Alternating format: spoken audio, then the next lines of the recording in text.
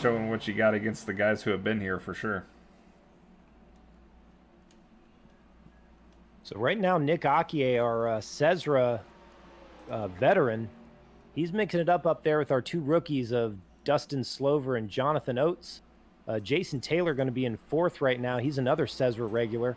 Brandon Feeney in fifth. Sixth is going to be Sonny Thompson in that number 5. And our race director, Brian McRae, running seventh right now. A lot of attrition in the first 10 minutes of this race. Right now, Brian McRae, the last car on the lead lap in seventh. Mark Dudley, Dakota Bennick, and Rick Cadote. Hayden Wheeler has dropped out of this event, as well as Terry Kahn and Matt Ridgway as well. I believe Hayden Wheeler and Matt Ridgway are just going to go stretch their legs before this next race, the Pro Invitational, which will be taking place right after this race right here on eRacing TV.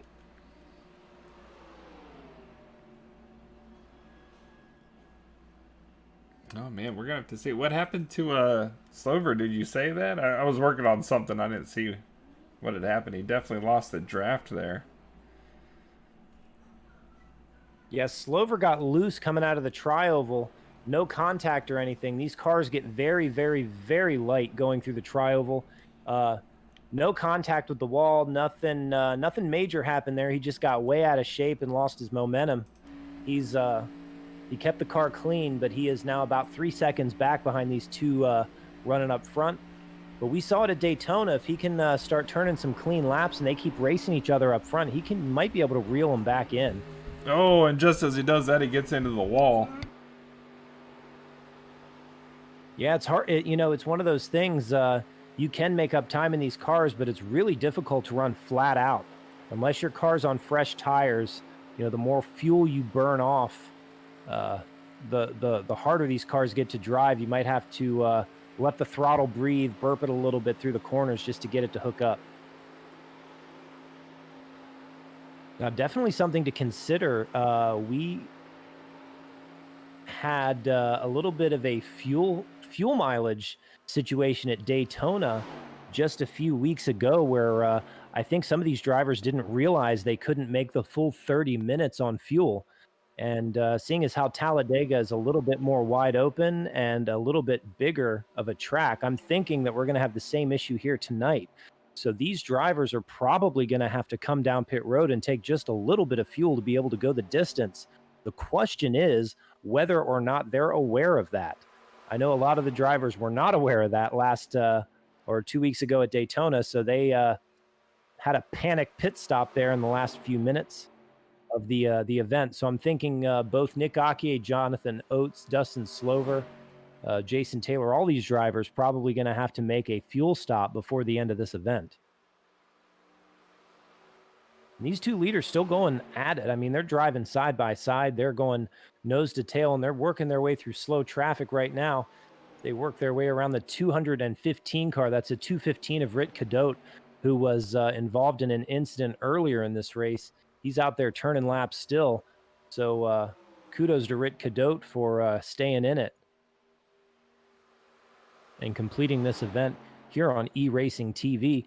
And just a shout out to all of our viewers watching at home. We want to thank you for joining us here on eRacing TV, Pride Outdoor Network, Facebook, YouTube, Roku, Amazon, wherever you're watching us from. We want to thank you for being a part of our happy community. And we're striving to make this series and our broadcast better and better every single week. Isn't that right, Jason?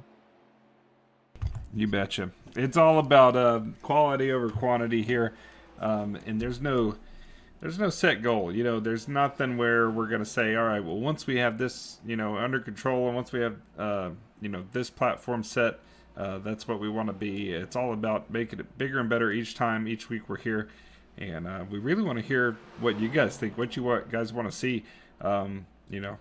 Just because it's out of our reach today doesn't mean we'll work towards that. So tell us what you want to see more of, and we'll get it on here. Absolutely. We love to get feedback from our viewers and all of our fans.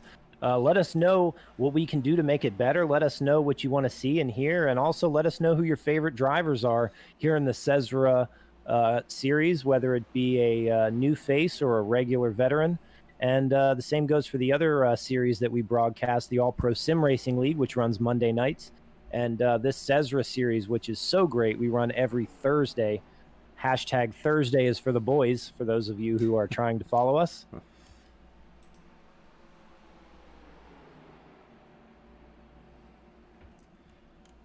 I'll tell you what, these leaders are still going at it. Nobody, neither Nick Akier or Jonathan Oates is really happy being in second place. They continue to go nose to tail and door to door. We're closing in around halfway through this event. So still a lot of time left in this race. And I don't know if you heard me talk earlier, Jason, about the fuel mileage situation, Talladega being a little bit more wide open and a little bit bigger track than Daytona. So I'm thinking we're going to need to see some fuel stops before the end of this race. Yeah, I mean, if that's what they're planning, now's a real good time. It's at halfway point. Gives you time. I like pitting at halfway, not trying to stretch it out, especially when there's no cautions like this. It's just a free out, race. I like getting it at the halfway point. So that way you got some time to change up your strategy, or if you make a mistake on pit road, you got enough time to make up for it.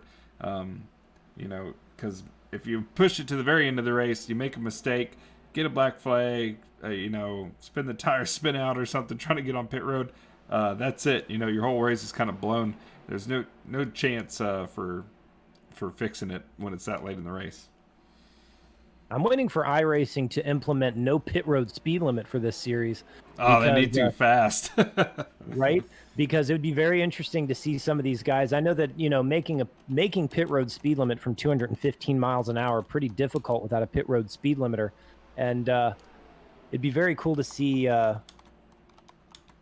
them make those 1980s pit stops where there's just a guy in jeans holding a signboard as they go whizzing by at 140 miles an hour.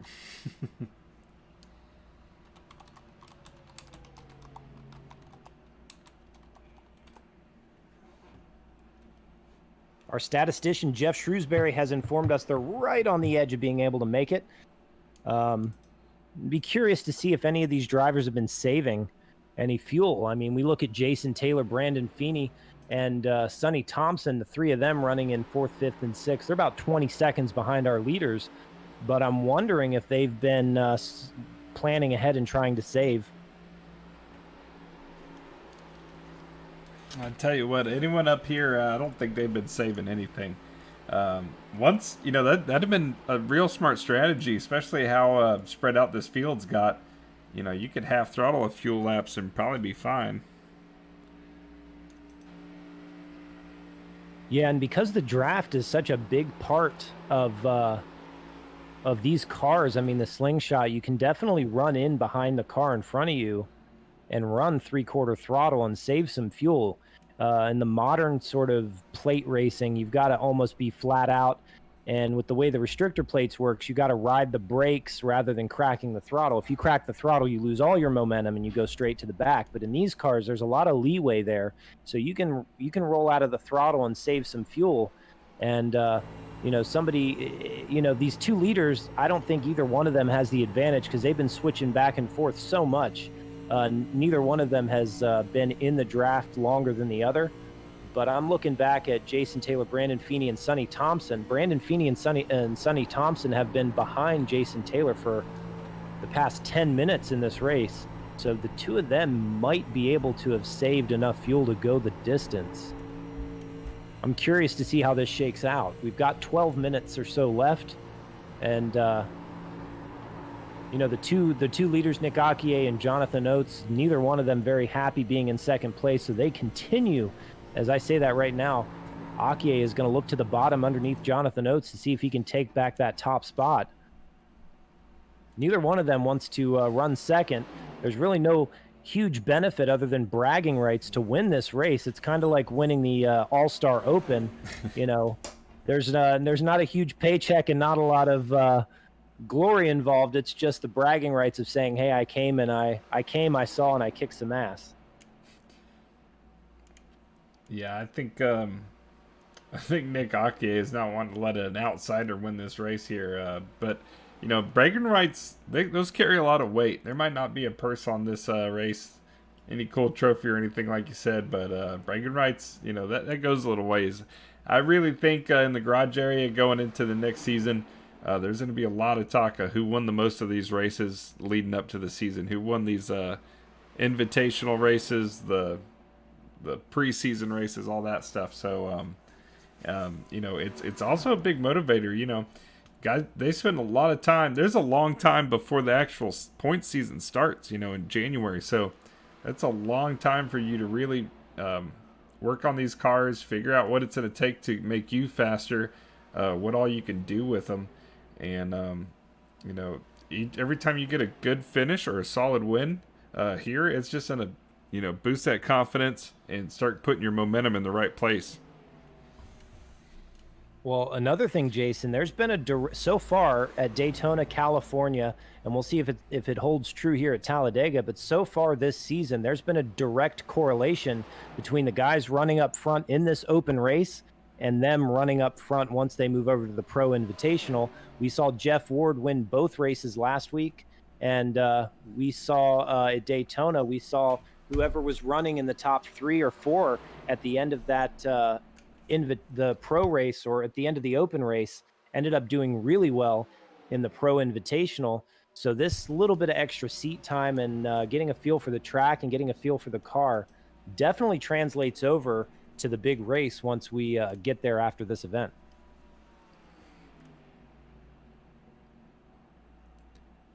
Tell you what, here we got Sonny Thompson, last car on the lead lap in 6th place.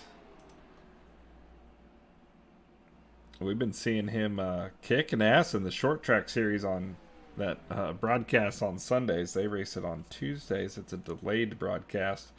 But he's been doing a real awesome job there. Let's see what he does on a super big track. Looks like he's holding his own right now. Definitely got caught up in some issues, but he's still out there, still giving it to it. Yeah, the three of them, Brandon Feeney, Jason Taylor, and Sonny Thompson, have slowly caught the number 17 of Dustin Slover. Slover was running up there with the leaders for a while, but he, I don't know if he's took some damage or if he heated up those tires too much during that massive slide he took down the front stretch. But he has been slowly backing up to that part of the field. So the 4 of them are going to be running pretty closely once we get to the end of this event. Right now, it's just the 2. And then there were 2, Jonathan Oates and Nick Akier, up at the front of this field. And you said it, Nick Akier is a veteran of the SESRA series. He is not going to want a newcomer. He's not going to want to see a rookie face, somebody like Jonathan Oates, come in here and steal the thunder away. So look to see some big moves made when we get down to the last 5 minutes or so of this event. Right now, we're sitting at about 8 minutes and 40 seconds left. So still a little bit of time to be patient. But I think that patience is basically what we have here is a countdown clock to when the patience runs out. Yeah, no, it's here we're looking at a little less than 9 minutes to go here. Did we remember what happened last time? Was it the time went out, then they got a white flag, or was it the time went out to the checkered? So we had enough time. The time went out, and I believe we get a checkered, but it was the Pro Invitational where things got a little bit confusing because they actually ran out of time with 1 lap to go, and we ended up finishing 1 lap early. But last week at California, we kind of alleviated that, so it was like 30 laps or 40 minutes, so it gives us a little bit of extra time in case there's cautions. We'll have to keep an eye on this. iRacing, every series is different. Sometimes when the clock runs out, they wave the checkered, and sometimes they give you time plus 1 lap. I'm thinking once the time runs out, they just throw the checkered.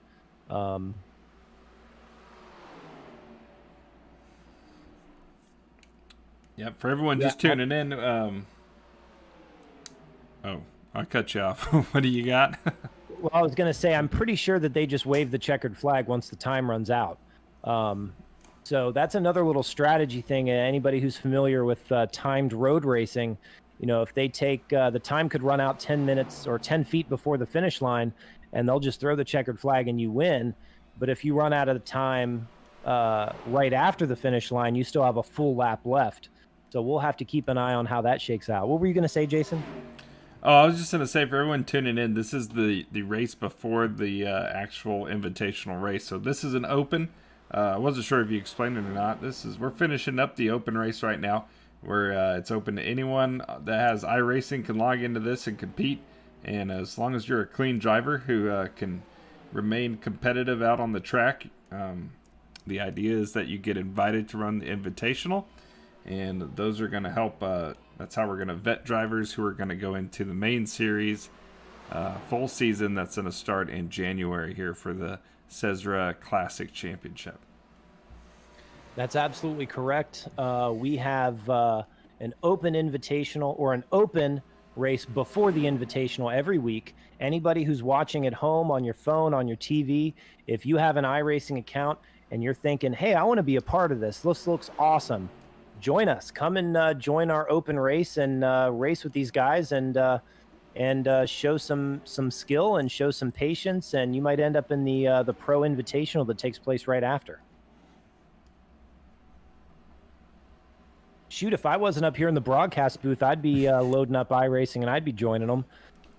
I probably wouldn't be doing as good as some of these other guys, but it definitely looks like fun, especially in these cars, man. They're so cool. Yeah, iRacing knocked it out of the park, as we can see. I think it's getting real close to enough is enough up here at the front. We're watching Nick Akie battle with the rookie here. They're going bumper to bumper now. It's a little harder to do in these cars compared to a lot of the other cars that you see. Yeah, we talked about it before. The bias ply tires on here allow you to really push the car and really kind of dance around on the track. You're able to get away with a little bit more than you would be on a radial tire. So it allows you to really kind of wheel the car through the corner and really kind of push it and push the boundaries of both grip and talent. And like you said, Nick Akie getting a little bit impatient. It looks like he's going to try to wheel it in. And I'm just going to give a shout out to Jonathan Oates in that number 24 car. This is his first race with us in this series, and he has done a great job so far, both leading and racing. He's kept his nose clean. He hasn't done anything crazy or anything very impatient. And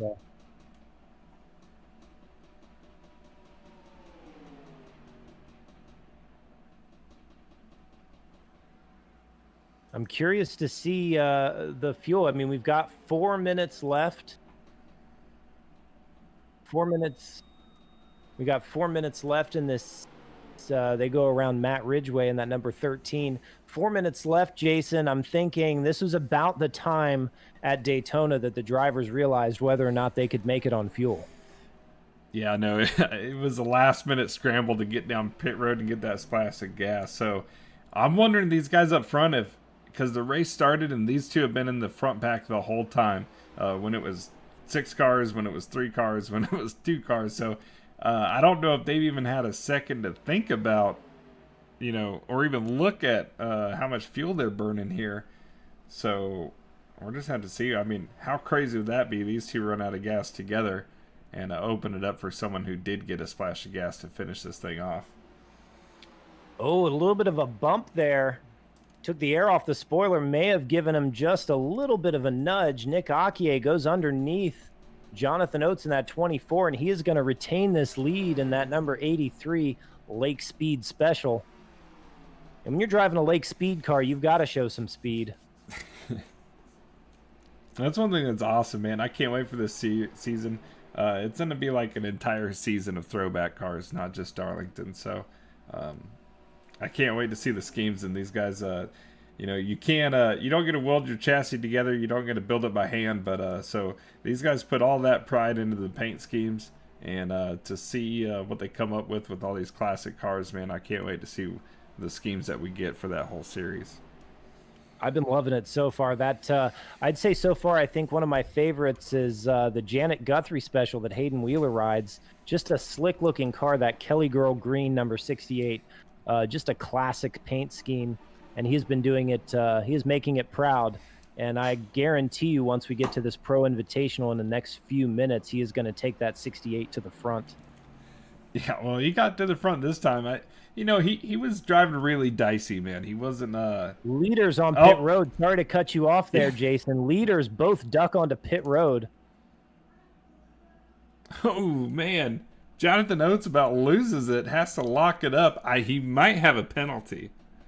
He may have sped there coming in. Akie made it look very smooth, but Jonathan Oates with a four-wheel drift.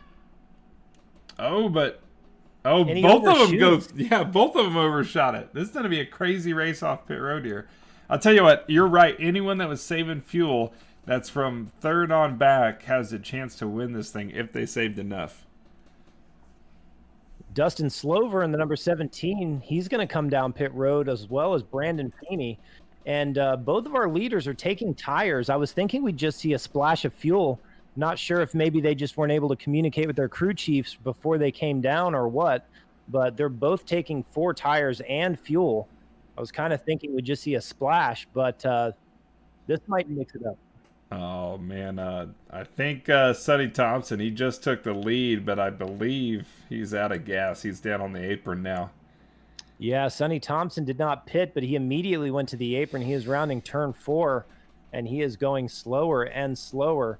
And that number 5, bad news is I think he ran out of gas. Good news is he's probably not going to speed on pit road. Yeah, if he makes it to pit road. That's a long ways. This is probably going to be a tow. Maybe his... I'll tell you what, even though he got on pit road a little sloppy and overshot his pit stall, Jonathan Oates was able to get out on the track before Nick Akie in that number 83. So Jonathan Oates, if everything shakes out, but I think right now Brandon Feeney, he did come down pit road, and he is currently going to lead this event because I'm pretty sure he took fuel only. The 2 leaders came in, they took 4 tires and fuel. But Brandon Feeney, we're out of time. 0:00 left on the clock, and Brandon Feeney in that number 38 is going to cross the line. Well, I think Jason Taylor's in first. Is that what you're tracking? Oh, Jason Taylor, did he not pit? He didn't pit. I think he stayed out. We're showing on the tracker here that he's in first. I'm sorry, it was showing me Sonny Thompson was in first, but you're right, Jason Taylor, and they're on the last lap, I believe, right now. Jason Taylor in that 75, he's going to inherit the lead. Brandon Feeney in second. Mark Dudley, who had a disappointing start to this event, had a little bit of struggle there in the first couple laps. He's going to be in third, and both of the drivers who were at the front of the field are going to end up near the back, as Jason Taylor's going to cross the line. Oh, man. Wow, what an awesome ride, man. Jason Taylor, he got captured that win. Some excellent strategy there. Yeah, Dudley making it, rebounding back up to third after that early incident there. Somebody better call the police. Nick Akie and Jonathan Oates go door to door. Oates ends up spinning out across the line. He's going to get 5th out of that. Yeah, they did. They're both giving it their all. But I tell you what, Jason, somebody better call the police because Jason Taylor just stole a win away from these guys. Yeah, no, we're not tracking any pit stops he's done. He played this one smart. Looks like he got into a little bit of contact there, but he was smart with it, man. He rebounded, kept the track position right where he wanted to, and he was ready to capitalize on it. I think we got him. If you want to bring him up into the booth and interview him, we'll start getting ready to. Not responding. we'll try to get him in the booth here. He's still celebrating, Jason. Yeah, he's still all about it, man. That's awesome. That's an awesome win for him. He got a win. You'll see it Sunday, but he got a win at Oxford Plains this week already. So he's on a roll here. He's on a good streak. Boy, he wanted a very, very short track at a very, very big super speedway. 2 very different tracks to win on in 1 week. Just shows the talent that Jason Taylor brings to the series. Jason Taylor in that modern Spartan Systems number 75. You stole a win away today. Tell me about that race. Well, you got me. Yeah, I got you. Okay, all right. Well, to be honest, I screwed up in the first turn. The guy in front of me pushed up, and I followed him right into the wall. So I thought it was over, but then I figured at that point I'd just be out of the messes and tried to save fuel. I knew it was going to be close, but I ended up having to get a splash and go. But I usually do pretty good at Talladega and Daytona, so these are kind of my favorite tracks. Yeah, you were running back in 4th or 5th place, a little bit back behind our front leaders. But the leaders came down and they took 4 tires and fuel, which I kind of questioned. Your strategy of taking a splash, I believe Brandon Feeney did the same thing. Definitely the strategy, and you were able to pull it off. An excellent victory. We were saying earlier that whoever wins or runs up front in this first race usually does pretty well in the second race. So what are your thoughts going into the Pro Invitational here in a few minutes? Well, first off, I'm got to have a better first lap. Last week when we were at Daytona, I got took out in the first lap wreck. So I don't know. I know those guys a lot better. I'll see how I qualify there and probably just settle in and take it easy. We got 40 laps and the cautions will be on, so that'll play into strategy a little bit as well.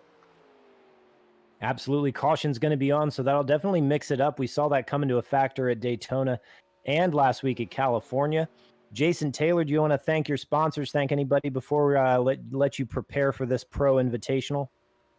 Yeah, I want to thank Modern Spartan Systems coming on board for this season of recruitment and everything. Empire Graphics for the car design. I went back to the Chevrolet this week. I don't know. I just feel like it drives better for some reason. I know they're equal. And Ghostface Pizza and Brewery here in Mooresville, North Carolina. And Jason and all the guys at SESRA putting on great races. Thank you so much, Jason. Congratulations on your win. Good luck in the next one, and hopefully we'll be talking to you again at the end of this night. Yeah, let's plan on it. That sounds good. Thank you so much, Jason. And that's Jason Taylor, the winner of this SESRA Classic Open at Talladega. Definitely sneaks out the victory over Jonathan Oates and Nick Akie. Both of them were very strong through this whole event, but the two of them kind of caught off guard. I think they didn't mean to take 4 tires, but they ended up taking 4 tires, and that relegated them to 4th and 5th. Brandon Feeney finishes 2nd. Mark Dudley Jr. finishes 3rd. He started on the front row. We thought maybe that he had a speeding penalty. He had to make an early pit stop. He was probably frustrated, but he comes back to a 3rd place finish. Very good showing from Mark Dudley. And I know it's not my place. It's not my decision to make, but I think we saw a lot of rookies show some great racing here in this first event. We're going to take a quick break. We're going to let you see a word from our loyal sponsors. They're awesome. Definitely check them out. And we'll be back and we'll set you up for the pre-race for this Pro Invitational right here on eRacing TV. We'll be right back.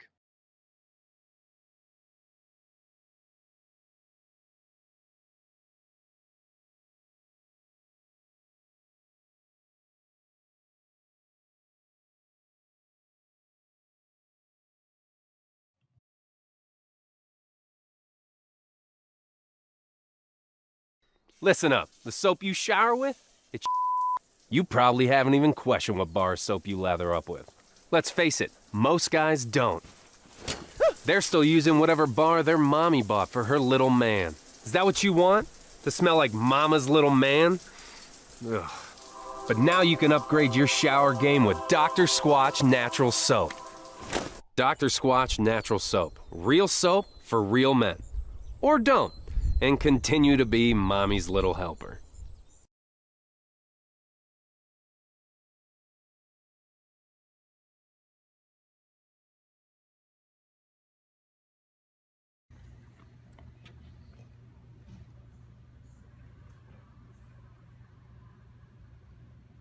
Add a bucket, coolant.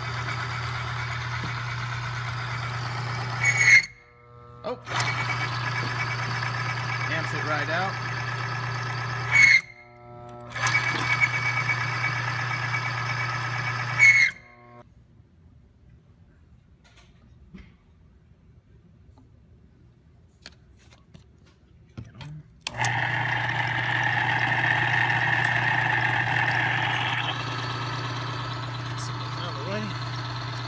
Alright, we'll add the bucket.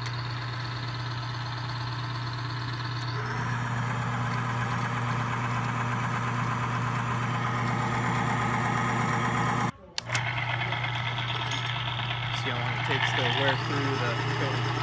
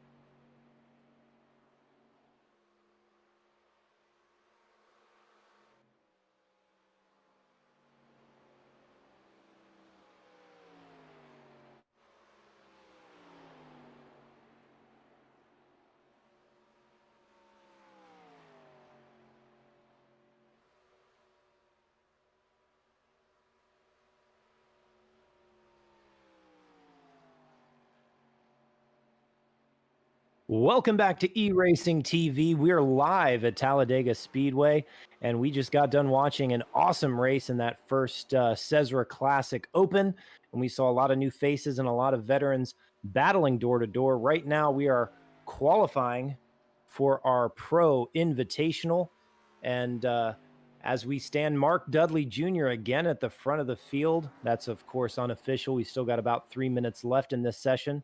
But Jason, what'd you think about that first race? Man, it was a lot of talent that we saw out there. Unfortunately, it doesn't look like they got the invitation right away. We'll have to work on getting these guys transferred over to next races. You know, we've seen a lot of them come back week after week, but I don't think a lot of them know that there's another race right after it. So we'll work on that. We'll get this a little more organized. But, man, there's a lot of talent out there. Hopefully we get a lot of those guys coming back.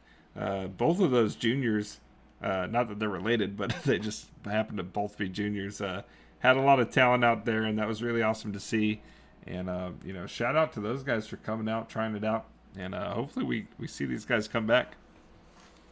Yeah, and maybe we do something where if they did miss that invitation, say at Talladega, we can reach out to them on Facebook or something and give them the password for the next race, because, you know, an audition is an audition. Even if it doesn't immediately transfer, maybe we can, you know, still get them in down the line, because I felt like we saw 3 or 4 guys do a really good job in that first race.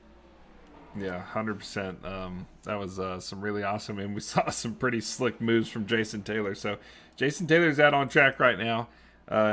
If you're just now tuning in, he won the Open with a brilliant fuel strategy there. So we thought he didn't pit. It turns out he did pit in the beginning of the race for a quick splash and go, but it was enough gas to get him to the end, and everyone else ended up having to take a pit stop later in the race. And so that's what got him that win by about 2.5 seconds or so, I think. So, shout out to him. Let's see what he can put together with all of the SESRA veterans and the invitees. Invitees. There we go. We're gonna tease these invitees, try to get them to run more. So yeah, we've got about 30 seconds left in this qualifying session. Mark Dudley sits at the top of the board. Brian McRae second. Rit Cadote in third. Matt Ridgway fourth. Jason Taylor fifth. Dakota Bennick in sixth. Dakota's done a very good job. He's been with us since the first Open at Daytona, and that number 73, and he has been slowly chiseling away at this field and getting more experience, and he's been doing very well. Hayden Taylor, Brandon Feeney, and Nick Akie opting not to turn a qualifying lap.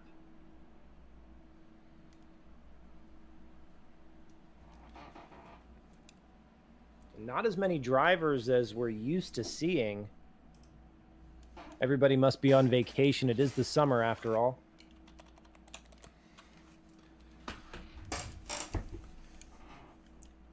Yeah, I think unfortunately guys didn't get the invitation from the last race. Or maybe there was something that we didn't see. Maybe they were all cussing out Brian McRae over the racing mics there. But, nevertheless, we got, I think it's 10 cars here. So these 10 SESRA veterans here and one new guy, one rookie, invitee, is going to lay it all out. And we'll see who ends up winning this 30-lap dash for Pride. Yeah, and that invitee is going to be starting on the pole, if I'm not mistaken. So definitely going to be interesting. He's got a lot. He had a very fast car. He's going to have to. Well, he doesn't have to worry about jumping the start in this race because he is starting on the pole. He gets to go when he wants. He was starting second in that first race, which is where he ended up getting the short straw on that black flag. But definitely came back for a third place finish, and see if he can hold on to it for this 30 laps. Caution flags enabled for this race. So definitely an element of strategy going to be involved here, pitting for tires and fuel.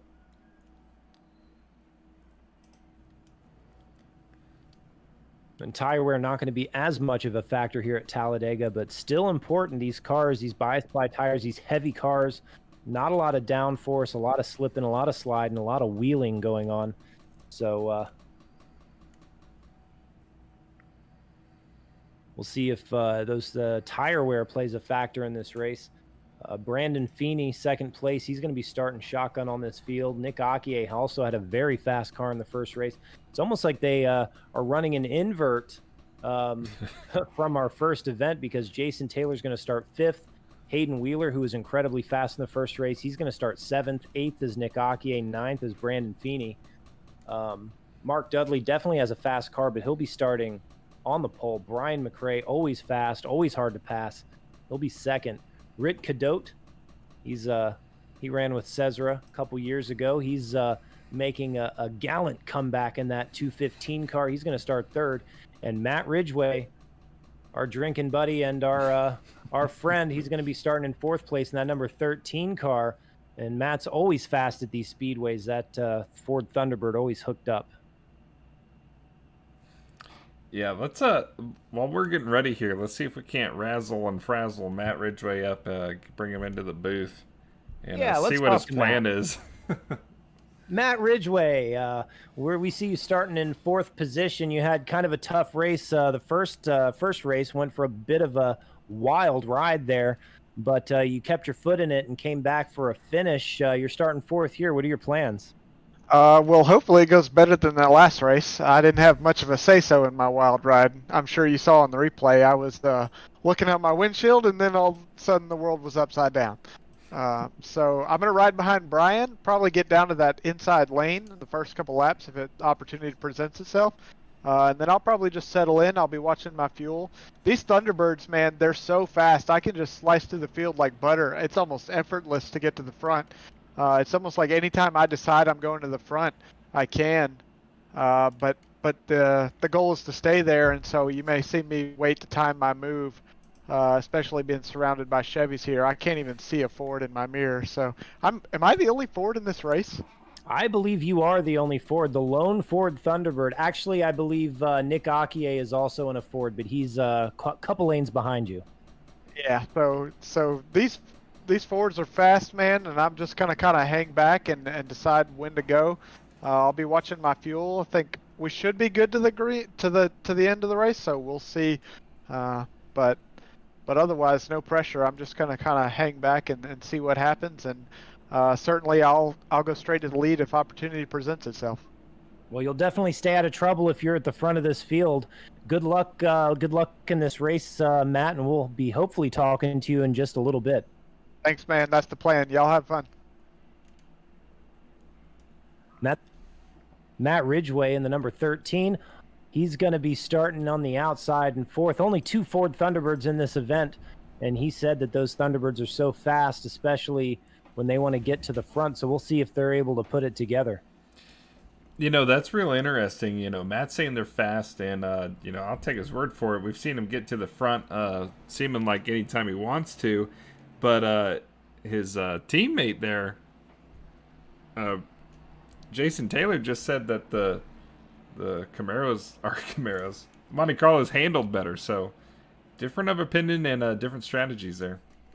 Well, the same thing was true back in the 80s in real NASCAR Cup. These Ford Thunderbirds very, very fast on the super speedways, but the Monte Carlos dominated on the short tracks and the speedways. So we'll see if that holds true here in iRacing. The pace cars on pit road, they're going to throw the green flag, and the front two, Mark Dudley and Brian McRae, get a big jump on the rest of the field. That won't last long, though. This draft is so strong in these cars. Yeah, it's almost like you want to kind of talk to the whole group. During that driver's briefing, I'd even kind of start putting out feelers for how the field wants to start one of these races. Not a big deal here, but when we start out with the points race, I would kind of start talking to people. Are we going to go up through the gears, or are we going to start in first and try to jump this thing? At least that first couple rows, or the rows around you, because you're not going to want to get hung out to dry at the beginning of this thing. You want to be able to stay up front for most of this, because all of that carnage is just going to fly. When these things start wrecking, they go everywhere. By the time that the full season starts up, there's going to be parts that can fall off and do more damage to you. So look for the big ones to just be a complete chaotic mess with parts all over the track and cars going every which way when the season starts up. So I would want to make sure everyone's kind of on the same page where I'm starting, how we're going to start that race and how we're going to race as a pack, because that's going to be real crucial for a long race. Yeah, if it were up to me, Jason, I probably would have done the old short track thing. I'd have probably thrown the caution immediately and stacked them back up to restart.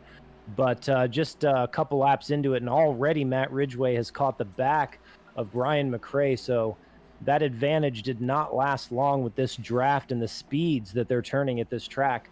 And right now we've got Mark Dudley going to lead them, and Brian McRae second, Matt Ridgway third, and Hayden Wheeler fourth. A very strong top four right there.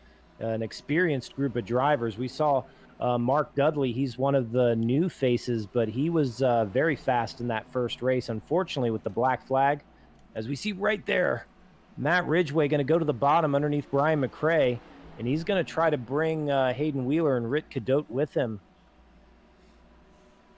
Well, we see him. He's definitely wheeling there. I wonder if with Hayden Wheeler got him loose there, being that close behind him, taking what air there is, touching that spoiler off of it. Definitely, iRacing did a great job with the aero model on these cars, because I can attest firsthand that these cars get very difficult to drive when you've got somebody taking the air off of your spoiler. They get very loose and very light. So as we see him right there, he's going to get some drafting help. He's going to try the slingshot to the bottom, Matt Ridgway, and he's going to look underneath our leader, Mark Dudley Jr. Jr. gets a little bit loose there, but he keeps his foot in it. And it looks like Hayden Wheeler is going to try to also work his way by. Big save right there by Mark Dudley, and he did not lose much ground. That was a big moment. Definitely a clinch-up moment if I were behind the wheel of that number 5 car. But he's gonna battle back, and he's gonna try to get back around Matt Ridgway on the outside. God, more like Mark Studley. This guy's driving like he's got a pair of brass balls in there, man. He is letting it all hang out. He is not scared to hold it to the floor up top. You know, that car got sideways, and usually you're either backing out of the throttle or you're losing it at that point. He's still getting sideways on entry, and he's just got the foot planted on that thing, man. Loud pedal on 11 and letting it all hang out. Good for him.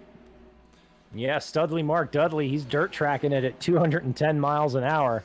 And I tell you what, it makes for an exciting show, but makes me wonder how long those tires are going to last on that car if he's going to keep slinging it into the corners with such gusto. Yeah, you know, that's a good point. You know, we're 6 laps into 30 laps here. He's still got a little while, but these bias plies, man, they eat up quick.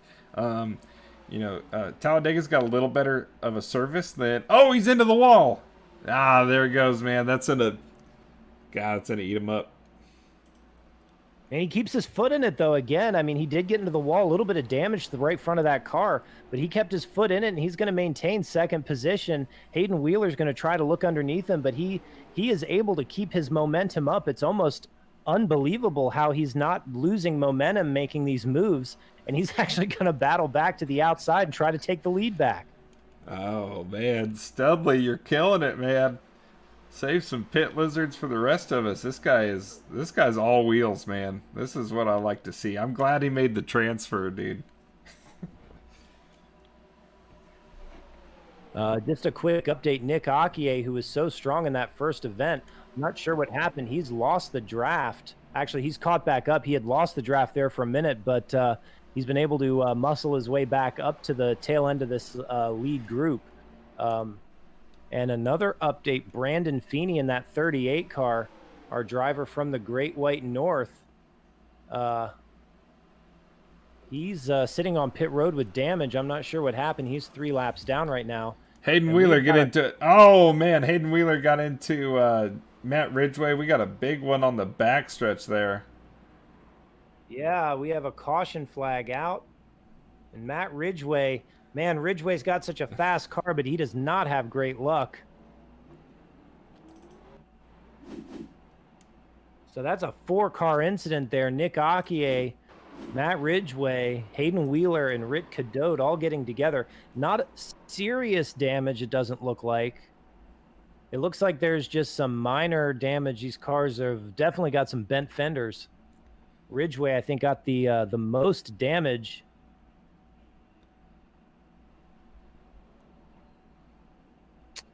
Very unfortunate for Matt Ridgway. We talked to him before this event. He just wanted to get to the front. Yeah. Just wanted a better race. He was doing real good, and sometimes, yeah, I'm not sure. Oh, you know what? It looks like the 68 of Hayden Wheeler just kind of got loose there. We're backing this up, taking it frame by frame here, but yeah, it looks like he just got loose, and that got him door to door at the 13. Matt actually made it through, but as the 68 was spinning, you know, you race on a circle, so if someone goes to the inside, they're going to end up crossing your path again. And that's what happened. He ended up coming up onto the track and getting into Matt Ridgway again. Yeah, it's very easy to underestimate how difficult these cars are to drive through the tri-oval. On bias ply tires at 212, 215 miles an hour. Very easy to get it to step out. And definitely happened there. Hayden Wheeler got a little loose, and we're trying to sort out the field right now. The pace car had to, the field kind of had to stop to let the pace car catch up. And they're trying to shake out who is in what position currently. Looks like Mark Dudley is still going to be in the lead. His car looking pretty clean. And I'm seeing Matt Ridgway right now unofficially scored in second, even though his car is all torn to hell.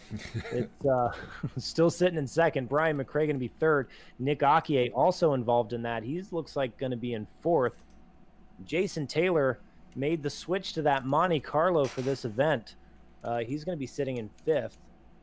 Dakota Bennick is going to be sixth. His car unscathed. Not a single dent on that number 73.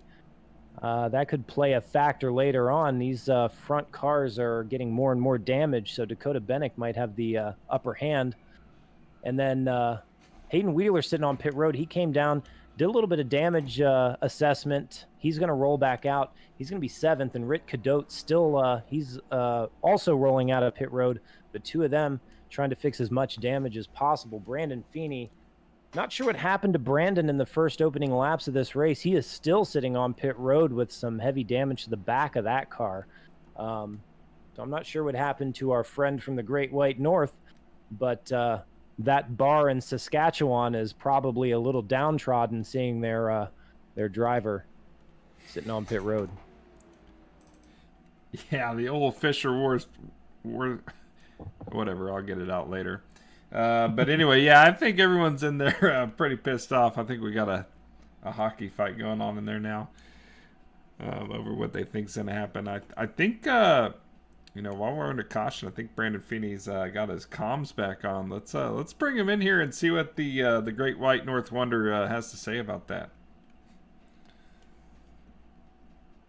Yeah, we'll see if we can get Brandon Feeney up in the broadcast booth. I'd love to talk to him about the opening stages of that race.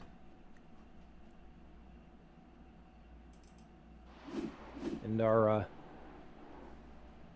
producer, Jeff Shrewsbury, is working hard on finding Brandon and getting him up to the broadcast booth. He is sitting on pit road, so he might not be doing much else. We'll give you an update once he gets up to the broadcast booth. Yeah, we see him there. We just did a replay, a hard hit up against the wall. That was wild. Definitely destroyed that rig.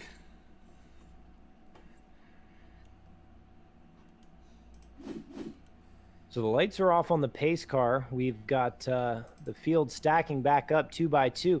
Matt Ridgway in that number 13 decided not to make a pit stop. He stayed out on the track. He is good with what he's got. Curious to see how that's going to work out. That's a bold strategy there, Cotton. We'll see how it works out for him. Definitely a bold strategy for our friend Matt Ridgway, who has got a damaged front, a damaged rear, and a damaged side. It's not like aerodynamics is important here at a super speedway, but we'll see how that works out. Hey, Brandon Feeney up in the broadcast booth. We've just got a minute to talk before we go green flag. We saw you had a little bit of damage on pit road. What happened? I'm just not used to these cars yet. Got loose and wrecked myself. So a little bit loose there and made contact. Are you going to be able to fix that damage and rejoin? It's about 40 minutes left, so I don't think I'll be back in this race. That's very unfortunate for our buddy from the Great White North, Brandon Feeney, a regular here in SESRA. Hopefully we'll see you next week and you can put on a good show. Glad I did good in the open, and hopefully I'll be better next week. Do you have any sponsors you want to thank? Yeah, I want to thank you guys up in the booth for putting on this on, and I want to thank Liquid Moly Oils to help me run my real cars and my virtual cars. Awesome. Thank you so much, Brandon. Good luck next week, and sorry you had a tough race tonight. Thank you. So, yeah, just still trying to figure out these cars. They are very difficult. It's easy to sit here and watch it on TV. And it's an early jump by Mark Dudley there. And they're going to throw the green. Very unorganized start. And I think you're right, Jason. I think maybe in these drivers' meetings we need to figure out what we're going to do on these starts, because Studley was able to get a jump in the tri-oval about a football field before they even got to the start-finish line. Caught him sleeping, but hey, he caught him sleeping, and he's out to a very early lead right now.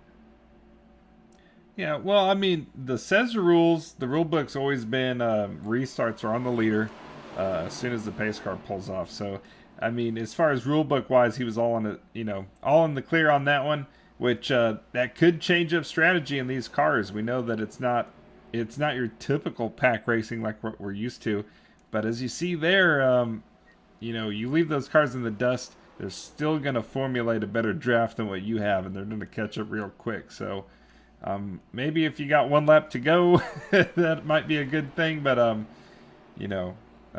think in the long run, it's just not going to help out. So being on the same page with who you're starting around is really what's going to benefit you later on.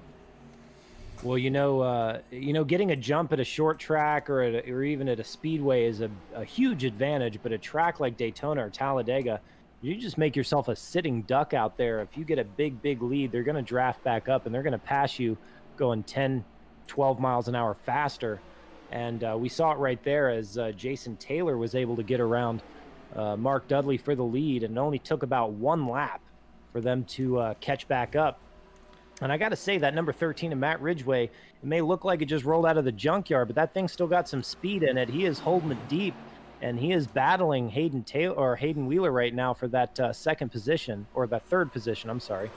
Yeah, I'll tell you what, this race might be for bragging rights if you're a SESRA veteran, but don't look for. I hope Hayden Wheeler isn't looking for anything extra out of Matt Ridgway after being what gave him that damage. So, I don't think there's any love lost between these two as this race is going to start heading into past halfway. Now, if I were Matt Ridgway, I would want to tuck in behind the leaders because that car might not be able to lead as well as it follows. You're not depending so much on the aerodynamics of your car when you're in the draft, especially the big hole that these cars punch into the air. But we can see, I just saw right there a little bit of a bobble from Matt Ridgway. So that car's still fast, but not handling the way he'd want it to. As right now, Nick Akie on the inside going to rejoin after that lengthy pit stop for the damage that he sustained in that incident. So Jason Taylor in that 75 Monte Carlo going to lead over the number 5 of Studley Mark Dudley. Matt Ridgway sitting fourth right now as Hayden Wheeler has been able to slot his way in that number 68 car. He's going to run third, and he's going to catch those 2 leaders pretty quick. The Janet Guthrie special seems to be hooked up. A little bit of damage. I think he got that damage assessed on pit road, and that seems to be working out for him right now. Yeah, no, he came back a lot better. Matt Ridgway, I think that bobble scared him. His car was faster. I think it just finally broke loose on him, and he's kind of half throttled the turns after that. Yeah, it's really easy in these cars. They can get unpredictable, especially in the draft. You start wearing your tires out. He didn't come down pit road, so he's got damage. He's got 15-lap-old tires, so not handling the way he wants. But we know Matt, his strategy is he wants to go out there and get a good finish. If he can keep in it and get a top 5, he'll be happy, and we'll be happy for him. We've seen him play that strategy card before in the past, and it has worked out for him. And he's actually going to tuck back in, and he's going to draft his way back up to the tail end of this lead draft. And right now, it looks like the top 5 or top 6 cars. Up the track. Jason Taylor hard into that outside wall. Caution flag on the track. That's not what he was wanting to do right there. Oh, and it finishes off with Nick Akie coming in hot. Nick Akie with the kill shot and the ARCA brakes. Oh, man. Unfortunate for Jason Taylor, who was so fast in this race and showed a lot of strategy. He got it done in the first race. He got up into that outside wall, and I got to say the physics here in iRacing are getting better and better. He got in that outside wall and the right rear and just bam, bam, bam, bam, about 4 times off of that outside wall. I'm thinking a lot of damage to the rear end of that car, and especially after that hard contact by Nick Akie. Yeah, I don't think... I think he still could have been competitive after getting into that wall and spinning it around. I don't think that was going to be a big deal, especially with the caution coming out. But, yeah, the kill shot, the Nick Akie sniper shot, really got him. That I'm pretty sure he's gonna be done for tonight. Yeah, I feel like Nick Akie was doing his best John Wick impression there. He just showed up out of nowhere and just obliterated everyone. And that's unfortunate, too, for Akie, who's had a fast car this entire race weekend. You know, the first race, he was very fast, battling for the lead and almost would have won it, but lost it on strategy. And we saw he had a fast car here today. He had lost the draft at one point and raced his way back up in that number 83. But I'm thinking that that last impact there is probably going to be too much. Yeah, I think so. Well, Brandon Feeney had about 40 minutes of repair time left. I can only imagine how much time it's telling Nick Akie. Yeah. If he's patient enough for another 2 hours and 15 minutes, he might be able to get back out on the track. Unfortunately, we'll be done for about an hour and a half.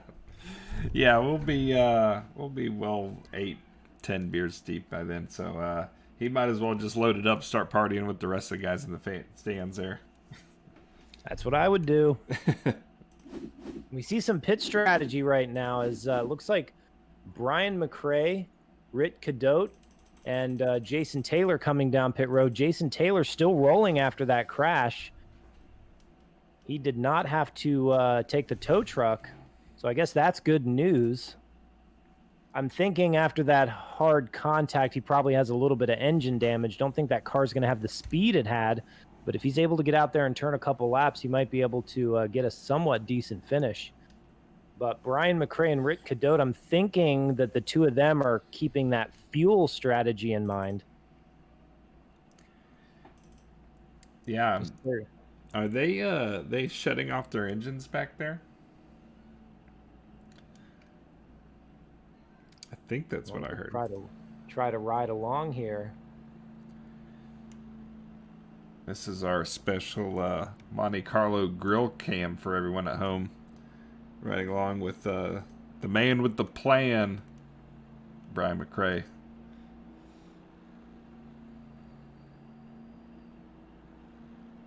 I don't know if they're shutting off their engines, but I tell you what, that's what I'd be doing. I'd be putting it in fourth gear. I'd be shutting it off down the straightaways, and I'd be keeping it at about 1,500 RPMs, right at stalling level, just to conserve as much fuel as possible.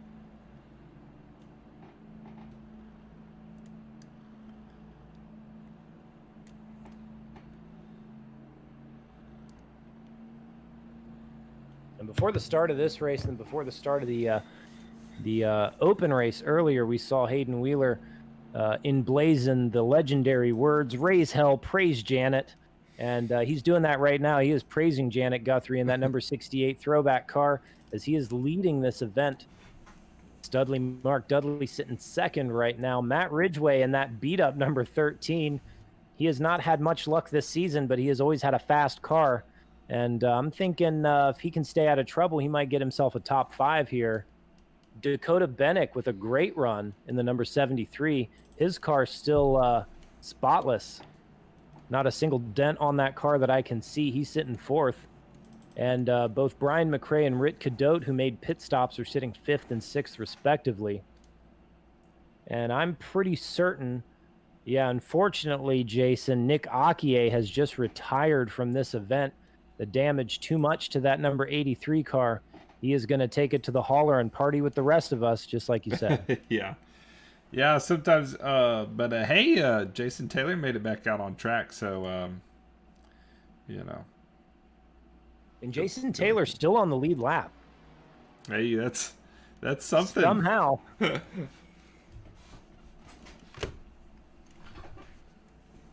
And I'm seeing right now, you know, Mark Dudley in that number 5, he is a new face, rookie, quote-unquote rookie to the SESRA Classic. And he is going to be starting on the inside. Hayden Wheeler, I think, opting for the outside. And it'd be interesting to see if Mark Dudley can pull off the upset here at Talladega. You know, these SESRA regulars, these veterans, don't want to lose a trophy to a new guy. But if anybody can do it, it's Studley Mark Dudley in that number 5. Yeah, don't put anything out of reach for the stud. He's done nothing but impress us both of these races. So pace car pulls off. We're getting ready for action, bud. Yeah, now Dudley needs to watch. He's been getting those jumps, but he's not the leader. It's up to Hayden Taylor to start this event. So pace car is off. Hayden Taylor with the jump, and there we go. Early starts for these cars, as Hayden Wheeler in that number 68 is going to get a great jump over Mark Dudley and Matt Ridgway. Ridgway not really able to get the jump he wanted. Dakota Bennick in that 73, he's going to slot in that number 3 spot. A great restart for him, and he's going to be able to get to choose which lane he wants to follow, whether it be the 68 or the 5. Yeah, that's kind of a hard one to pick right now. I think I go with that top groove. You know, if I was feeling comfortable up there, I've seen some guys get loose up there, but it's definitely got some speed. And, you know, Hayden's going to be a good guy to follow for the rest of this race, I think. And it only takes about a lap for these cars to bunch back up. That draft so strong at these super speedways. We even saw it last week at California. The draft in these cars is phenomenal. And already 1, 2, 3, 4, 5, 6, the top 6 all bunched together. And Mark Dudley with the advantage, but Brian McRae is going to try to get to the bottom and try to see if he can draft his way by. But Dudley going to go to the top and see if he can get a push from from Hayden Wheeler.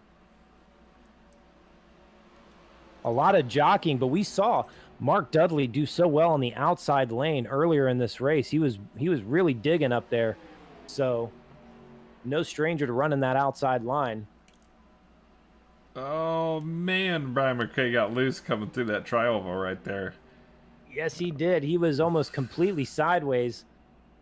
He gathered it back up. He pulled a Studley Dudley there. He kept his foot in it. Yeah. Oh, man, look how good Hayden Wheeler's controlling these lines here. Now they got a little more separated. It's going to be harder for him to do it. I think the Alabama gang might have it, the bottom row dominated here. Yeah, they're going 2 by 2, and I got to tell you that Hayden Wheeler has done a great job trying to control this race. We saw him with a very, very fast car in the first race, but unfortunately got involved in an accident. And he was involved in an accident here today, but was able to fix that damage, and now he is running back up front, and his car very fast. Right now he has got a mirror full of Mark Dudley Jr., and on the inside, Brian McRae.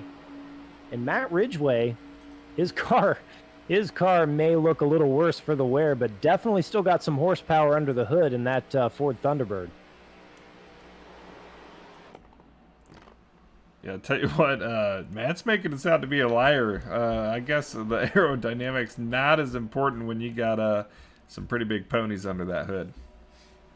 Yeah, and he's, you know, if you keep it in the draft and keep your foot in it, I guess you can still, I'm learning a lot for the next time I race these cars. Yeah. Doesn't matter if they're all torn to hell. If you can keep your foot in it and you can, you know, run a good line and maybe be a little bit of brave, you can still get it done. As he's going to try to work his way up to that second spot. Brian McRae goes to the outside, and actually Ridgway's going to look underneath Hayden Wheeler, and he's going to get a push from Mark Dudley Jr. and see if he can take over the lead of this event. I said earlier he probably couldn't lead in that car because it's so damaged, but he may make a liar out of me. Oh, man. You know what? His bold strategy's been paying off since he restarted after that first wreck, man. He's doing an awesome job out here. Let's see if he can hold it on the bottom, though. That's the thing. They've been getting loose. They've been having to check up on the bottom, and that's why the bottom hasn't been able to do much of passing here as this race is winding down. But we're looking at 5-4 to go, and he's on the inside fighting for the lead against Kelly Girl. Yeah, just a handful of laps left. And we've got 4 very, very strong. They're going to go 3 wide. Oh, man, got loose, and Studley Dudley's not letting him get back up. No, Studley Dudley's the meat in the sandwich right now. We got 4 very strong cars. Everybody wants to win this. I think they just realized maybe just a couple laps left. They need to get to the front. Hayden Wheeler's going to come out on top, but again, you don't want to be too far ahead because the draft is so strong in these cars.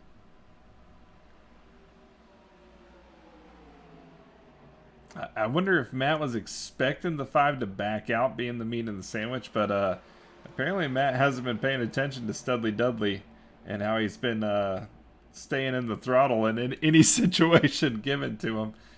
I'm pretty sure the only time he's taken his foot flat off the floor is during caution. Yeah. I hope he drives the short tracks like this, too. I can't wait till we get to the short tracks portion of the Invitationals. I can't imagine he doesn't. Mark Dudley is reminding me a lot of old Mr. Excitement Jimmy Spencer. He's willing to take the risk and keep his foot in it no matter the cost, and it's been working out for him so far. He's going to inherit that lead. Matt Ridgway going to sit second. Hayden Wheeler trying to battle back on the outside. Wow, and Matt Ridgway right there was all over the track, man. He was wheeling that thing left and right, just to keep it pointed the right way. Oh, and it's going to take out Matt. Oh, my God. Big crash there. I can't believe it, man. Out of everyone that he could have wiped out in that one, it was going to be Matt. I can't believe it. I hope Matt doesn't play the lottery because he does not have excellent luck. Oh, no. No caution. We had a big blowover there on the backstretch, but no caution. They're going to keep it rolling.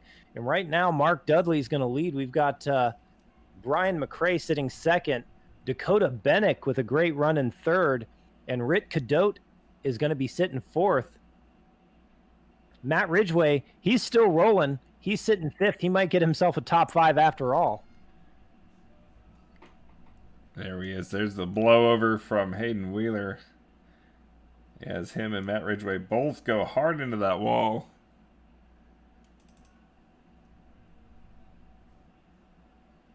Yeah, and while you're showing that replay, that very was that Matt Kenseth-esque blowover there on the backstretch. We've got a battle for the lead.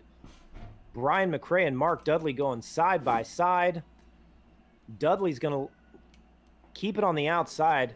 Brian McRae with another loose moment in the tri-oval. He's going to lose just a bit of momentum. He's going to tuck in back behind that number 5.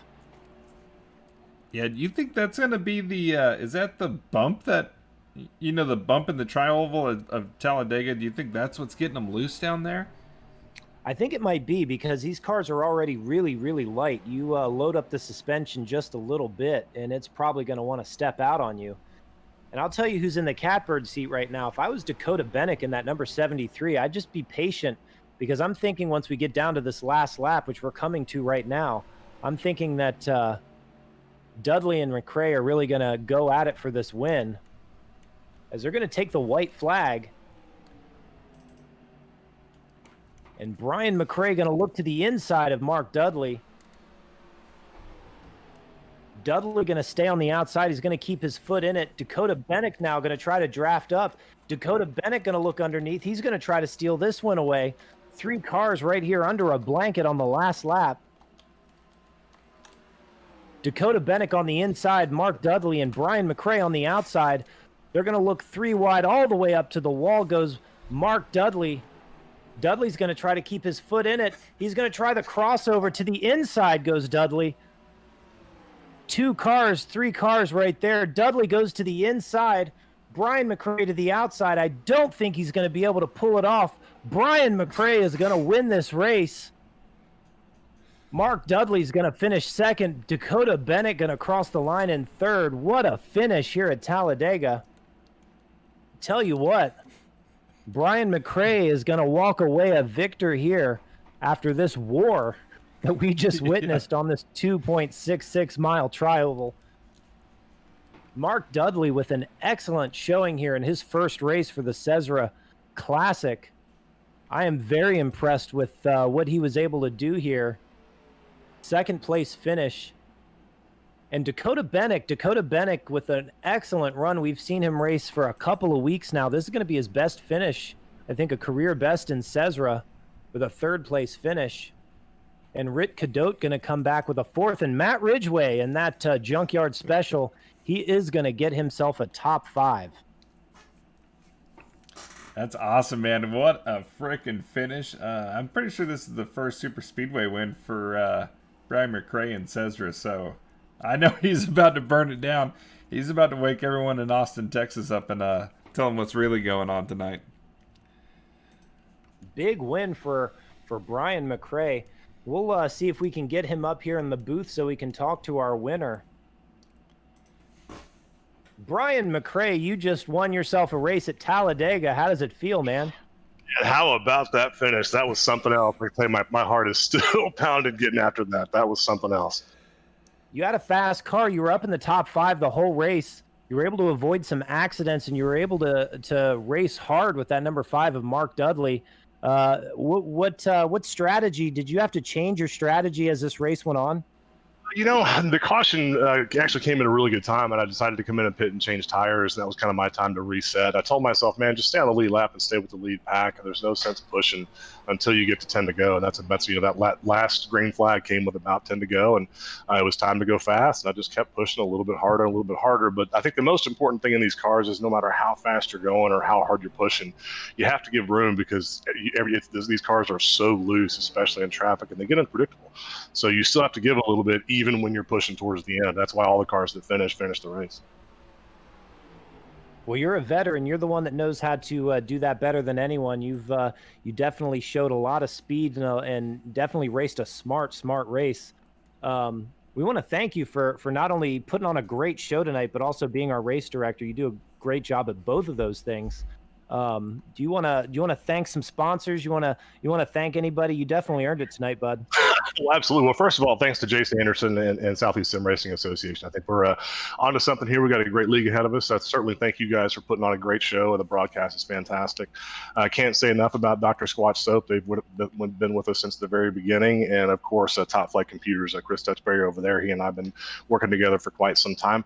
All of my teammates over at Top Flight Racing. I couldn't have done it without y'all. And thanks to the viewers and everybody else too. This was a great show. Really appreciate y'all coming out and watching.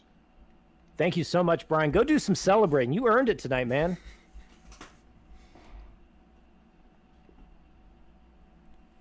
And I think you just got your season best 3rd place finish here at Dega. Tell us about that race. Yeah, it was wild. It's just trying to survive it until the end and avoid what happened in that first one. Yeah, I think you may have been the only car left that had a clean bill of health, no damage. I didn't see any wrinkles, any fenders on your car. You definitely ran a smart race, and you were able to make it really close there at the end. Almost snatched a win away from Brian McRae. Definitely with a fast car. Yeah, it was. Coming out of the tri-oval there is just trying to get as much a draft as I could and get around them, but didn't quite have enough. Are you having fun in this SESRA season so far? Oh yeah, this has been a lot of fun. This and the short track tour on Tuesdays. I think that was Sunday, correct? Yeah, I believe so. Yeah, you've definitely been showing a lot of speed, especially in these on the big tracks here lately, and I'm very much looking forward to seeing what you're going to do next week. Yeah, me too. I love these. I've loved these 87 cars. They're a lot of fun drive. It's not just stick to the track. So. Yeah, you definitely got to wheel these things around the track, and you've been doing a great job this season at wheeling these cars. You've been getting some consistently good finishes. What are your thoughts next week? We're going to the Monza Oval, which is going to be crazy to say the least. What's your strategy going into that race? So, I've only ever run that track in the IndyCar, so it's going to be a big difference going there in these. But it's a lot flatter than Daytona, Dega, or even California, so it's going to take a lot of work. Well, why don't you take a second to shout out your sponsors, anybody who thanks you. You definitely earned it tonight here. Yeah, so TLC Motorsports Marketing is the big one on the car. That's my mom's business. So if you get a chance, look her up on Facebook. I'm sure she'd love the views. And 300 Customs does the design up for me, and big shout out to them. Thank you so much, Dakota, for your time. I'll be rooting for you next week at Monza. I know that you're going to be the guy that runs a smart race and you're going to keep your nose clean, and we'll be watching for you at the end. Thanks. Gonna do my best, and hopefully, can be right back here next weekend, Thank you so much. Have a good night and go celebrate. guys. That's Dakota Bennick, our third place finisher. And for those of you guys listening at home, you did hear me correctly. I said next week we're going to be at the Monza Oval. And that's right. That's going to be a crazy race to watch. Jason, what are your thoughts about us moving overseas? We're going to take a little bit of a trip to the Italian villa of Monza and see what kind of stock car racing we can put on there. Yeah, no, I can't wait to see what these cars are like in Monza Oval. I might even hop on and do some test laps in the Monza Oval just to see what it even feels like. And I mean, this is I don't even know what to think about it. It's going to be awesome especially with this caliber of drivers. Now, the open race, that could be a mixed bag. That could be exciting in a different way, but with these drivers, especially if we get the same group that we had tonight, they know about the give and take. They know about how much room to give, and they know how to attack those positions and how to really make it competitive without just wiping out a field.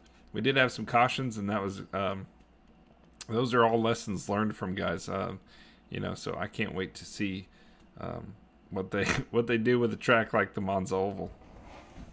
Well, that's going to be a completely different kind of racing. That's drivers are going to show up with a fresh, clean notebook. There's no notes.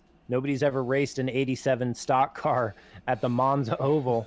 So we're going to see that. And also it's a different style of racing. It's a true oval, not a tri-oval.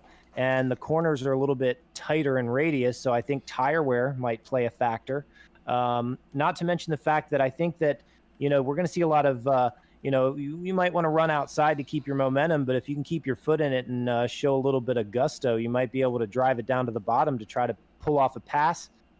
Definitely going to be an interesting race next week in Italy.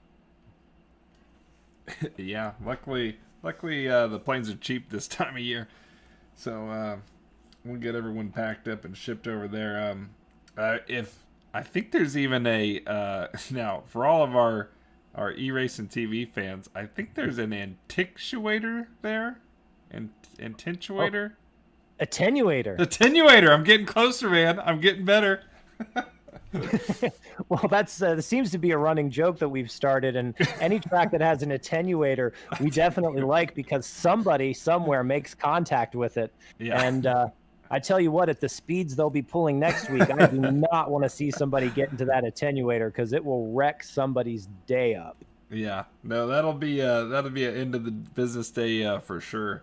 But yeah, so make sure if you're just tuning in now, we'll have these back up on the on demand as soon as we can.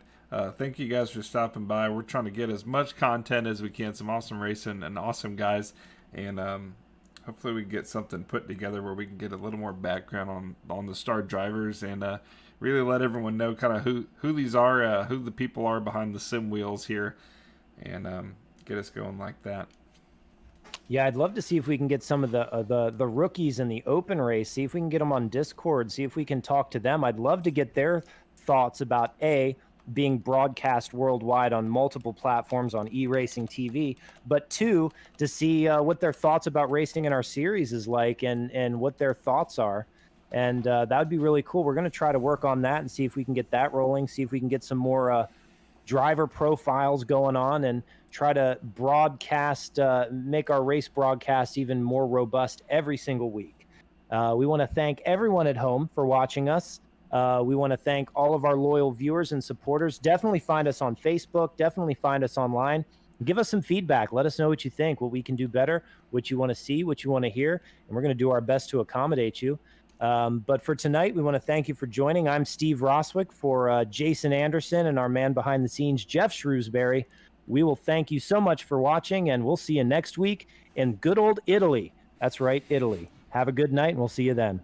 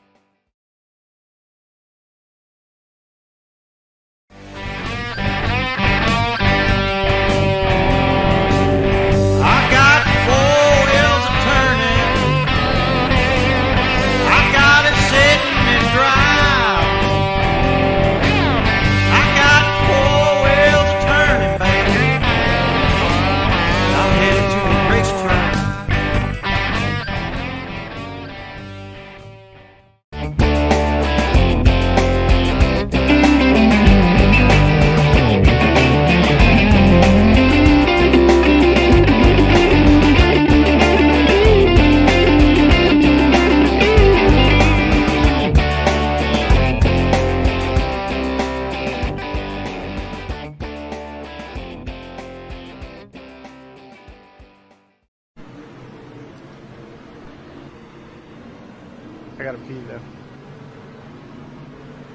After you turn it over to Jeff. So don't go pee right now.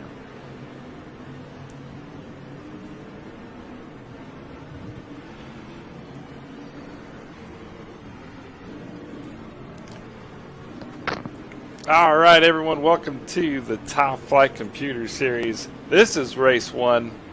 We're here at USA. Your broadcast team is ready to call the action here. We got Jeff Ward, prior Dr. Squatch Series champion. He's going to be out of Fairdale, Kentucky. We got the champ. He's going to be covering driver interviews and bringing guys up into the booth, whether they're happy, sad, or mad, to tell their side of the story. He'll be covering the action with us. And, of course, we got the race play-by-play master, Matt Ridgway. He's out of Troutman, North Carolina. Probably had to go to the bathroom, but when he gets back, we'll check in with him. I'm your race analyst, Jason Anderson. J Money in the house. I'll be giving you all the deets as far as speeds, gaps, how good these drivers have been in the past, and what they're doing on the track now.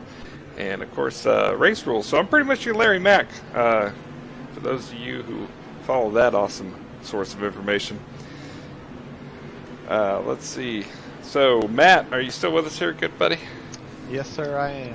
All right, I'll hand it over to you as we get ready to go into tonight's pre-race info. Well, like you said, I'm Matt Ridgway. Normally, I'm a driver here in SESRA, but we've been friends for a long time, and you asked me if I wanted to help out with broadcast, and I obliged, and then somehow along the lines I became the play-by-play guy. So, not a professional, but I'll do the best I can. I've never been afraid of a challenge, so here goes nothing, right? Yeah, you got it. You're going to do good. Yeah, so we got 30 laps here tonight. These dirt street stock cars for our first race of the Dirt to Talladega series presented by Top Flight Computers. We appreciate those guys. They've done a lot of work with us in the past, and always good to see us continue our relationship in some aspect with those guys. But looking forward to a lot of fun for this season. Looking forward to a lot of fun tonight. Most of these guys, I know Jeff's got a couple of in-depth interviews with some guys coming up. But from what we're hearing is most of these guys are not dirt racers. We've got some guys that are, so look for them to be